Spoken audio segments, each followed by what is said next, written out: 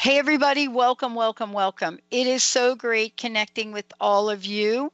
And what I love about this is being able to have a conversation with all of you about what this means in life to say yes to what we do, and more importantly, to know that we are fully energized. That's what the art of powerful living is about.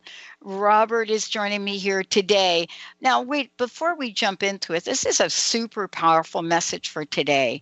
So, one of the things I want you to know is that, he's not just a gifted artist and an author and a teacher and healer, radio host. He is somebody that so connects with the human heart at a global level and does so in many ways. The radio show is one way, his fabulous, fabulous book is another. But most importantly, today you're going to experience where Robert's art comes from. It is so deep. Some people may say that each of us have been touched by something so much greater than ourselves. And being touched in that way calls forth for us the genius that we were meant to express. That's what Robert is about. He does it through his art, through his message, through his teachings, through his coaching. And imagine working with a coach that has written a book about joy. Imagine that. This is the time and the age we live in. So fasten your seatbelts, because today we're going to be talking about, the art of creating a powerful, new, and brilliant future. Robert, this is awesome. Great to have you. Great show. Thank you, Dr. Pat. Wonderful to be here. Let's talk about the inspiration for today's show, creating a powerful, new, and brilliant future. I think that's so important, especially given what's happening here on September 20th from a spiritual perspective. Tell me a little bit about what called this forth in you. Exactly.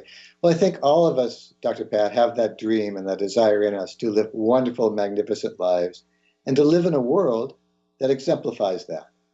And unfortunately, it isn't quite there yet. So what I do every morning, I wake up, I ask, what does the world need now? And sometimes there's an answer, sometimes there's not.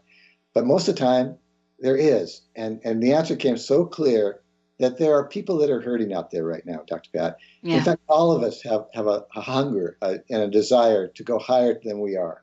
Yeah. And that's where this came from, because we can go higher. And it's really up to us to gain some tools and to live that joy and that magnificence. Yeah. I mean, I think you really nailed it when you started to talk about there is something within each of us. And my sense is that it's coming forward. We look at what's happening in Florida, we look at what happened in Houston, and I'm also observing the people that have come forward in amazingly creative ways that we're thinking, wow, I'm going to get off my couch and I'm going to do something I've never done before. I'm going to buy a bunch of boats and I'm going to bring some supplies to Key West. So this is really finding your life's mission, even if it comes out of devastation.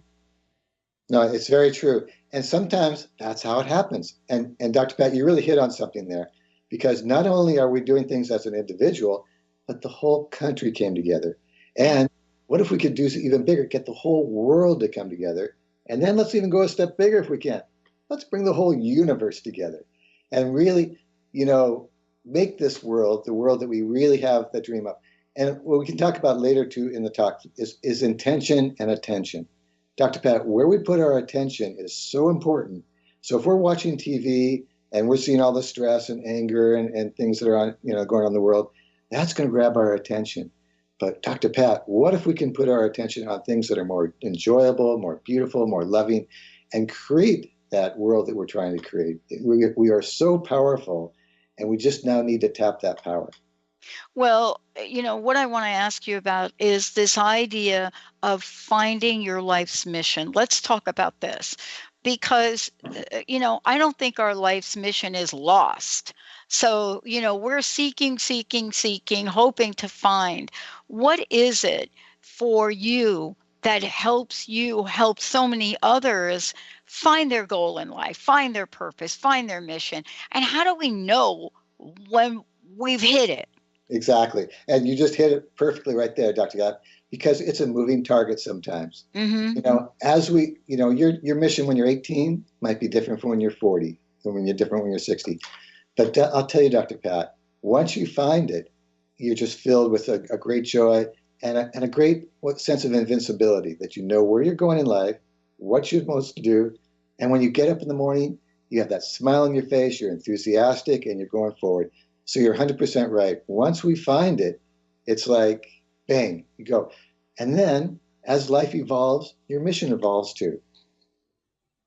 I want to hear from you your mission. Let's start there if we could, because we go on a journey, we do things in life. It's funny, Robert. We're talking about this because my friend Gail Torr has been saying to me, "Look, you're going to write your book. You're going to write your book. You're going to write your book." And the other day, she said to me, "I need a one page from you. I'm getting ready to talk to a publisher." And it was like a deer with the lights in my eyes. But then I went to spirit. For you, how did you create your personal mission? And please share it with everyone. Of course, of course. So, there's many ways I can answer that. Yeah. I've had wonderful mentors in my life. I've also spent a lot of time in meditation and prayer. I've been meditating for well over 40 years now. Yeah. And I've been in large groups of meditators, which is very powerful. We can talk about that a little later. But you have to go inward, Dr. Pat. It's really, I know that sounds, we've talked about that before, but without silence, without reflection, it's just too surfacey. And you really need to spend that time alone and inside in nature, wherever you might find it. And my message came very clear, and it's been with me now for many, many years. My mission is very simple. It's to bring beauty and joy into the world. And so every day, that's what I do. I get up and do my best to bring beauty, joy. And if I can add a little love in the world too, that's great too. I want to talk with you about this because I love that you're talking about silence. Now, I grew up in New York City, right? And they say it's a city that never sleeps. Well, it's also the city that never goes without a peep. There is never quiet.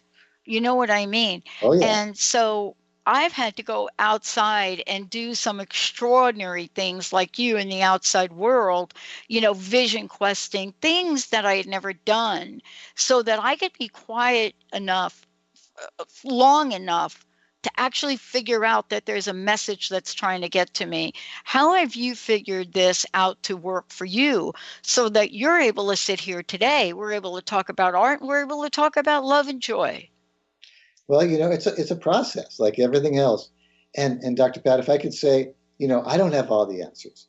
And the thing is, life is an evolution on an individual level and on the collective level. I'm still searching myself. I'm still looking for the answers. And I think that's part of life. I don't think we ever really get to what Yeah.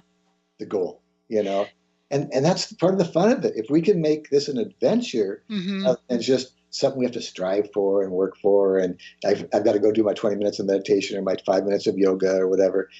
What if we could make this a joyful adventure and just enjoy this process? Yeah. Now, listen, there's a date coming up here in a couple of days that is super important.